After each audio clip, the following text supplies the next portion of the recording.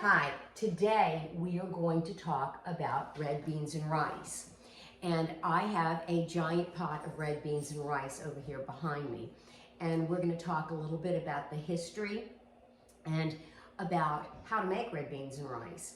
So back in the olden days in Cajun country, it was always customary to do your laundry on Monday.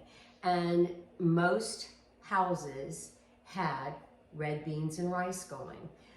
The red beans could be put on early morning and of course soaked overnight because they're tough unless you do that. And then they cook all day. Mine have already been cooking for about 7 hours. Soaked them last night, and we will have a wonderful dinner of red beans and rice tonight. Everybody's got a different recipe.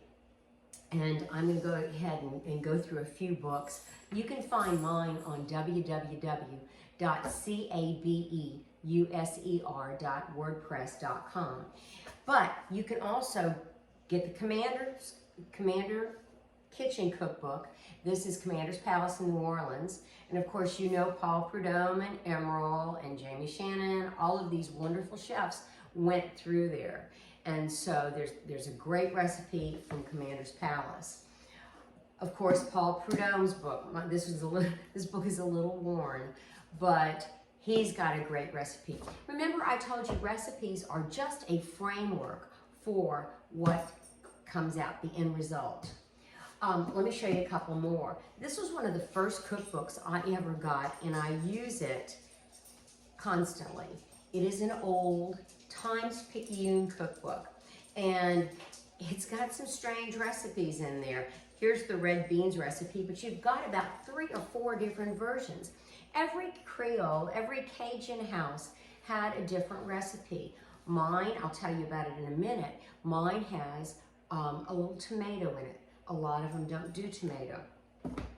Another one that is great is the River Road recipe books. And of course I have the whole series, and they're great. Talk About Good, my Aunt Robbie gave me this one. And Talk About Good has a wonderful recipe. In fact, all the Junior League cookbooks have good recipes. Here's another one, Voila, and they have good red beans and rice recipes. My suggestion to you is to go on the internet and look up several, maybe combine them. Paul Prudhomme's is really good, and you can use that as a framework for what you're going to do. Now let me tell you a little bit about mine. You really can't see it. Maybe I'll pull it over here, maybe you can see a little bit better. No, you can't get the angle on it. I know yeah, there you go. I've got it here in my multi-cooker.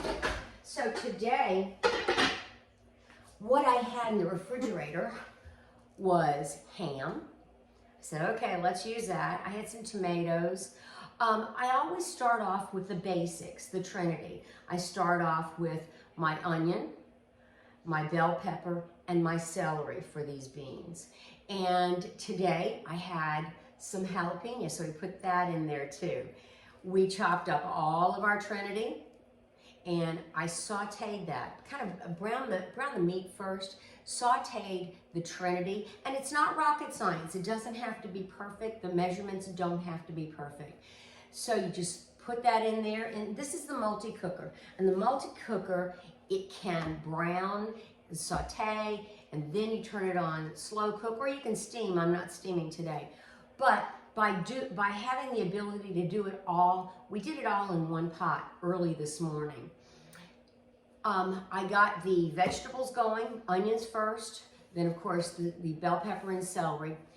Garlic went a little bit later. Remember I told you about garlic? Garlic needs to go in a little bit later so it doesn't burn. You don't want that bitter taste. I took the ham, I had already browned it, took it out, browned it, and so that's in there. Now, if I had smoked sausage, and I love to use Zumos in my red beans and rice. If I had smoked sausage, I would have put that in there. I can use basically that kind of ham and smoked sausage. It makes a great red beans and rice. I like my red beans creamier. what that means is when it gets toward the end of cooking, so it's going to be about 8 to 10 hours that I cook these, I let them really get mushy and then maybe press them down a little bit. I like a cream. I don't like any flour in it, but I like a little bit of a creamier red beans and rice. One of our famous chefs invented Popeye's recipe. Mark loves Popeye's recipe. So anyway, I compete with Popeye's recipe every time, every week that he wants Popeye's red beans and rice. So let me get back to what I've got going in that pot. I used some chicken stock. So no plain water, chicken stock. I soaked my red beans last night. Then again, I refreshed the water, changed it out. I boiled them. I took them up to a boil so they would be hot. After everything got sauteed, I threw my red beans in there, added some chicken stock, and the chicken stock basically just to cover the beans. So the beans have been cooking all day. Now I added 2 cans of Rotel tomatoes. I also added Italian seasoning. So the Italian seasoning is then in there. No salt because I always worry about the salt from the stock or from the base if you use base. And we've got jalapeno pepper in there, and we are also going to put some black pepper in there in a little bit. So we're just gonna hang on. Mark always likes to hit his up with a little Macaroni Tabasco sauce toward the end. So we're gonna let this cook. I am going to throw in some bay leaves. And I've already got some parsley in there, some chopped parsley, but I'm gonna add some dried parsley. I'm gonna taste it in a little while and see how we're doing. As we get closer to the red beans being done, I will do some rice. Now there's several ways to do rice. Libby taught me a great way where I boil the rice. That's simple, it's easy. You lose some of the nutrients though.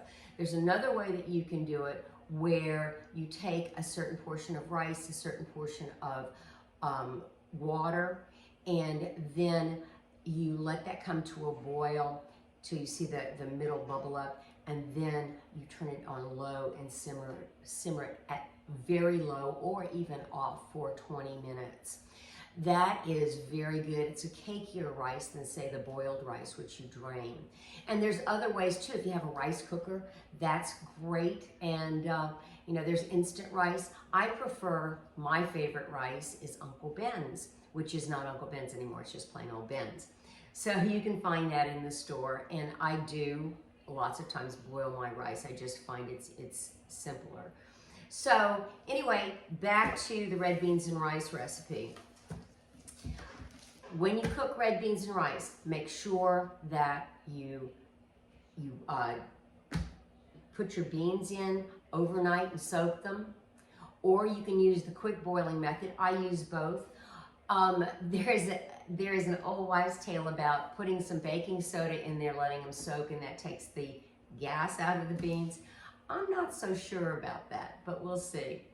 So I can remember going down to Houma, and that's where my grandparents lived. My dad was Cajun, and we would go to my grandparents' homes, and they would always have a large pot of coffee, which had been sitting there all day. They would have the large pot of coffee on the stove, and they would also have either jambalaya or red beans and rice going.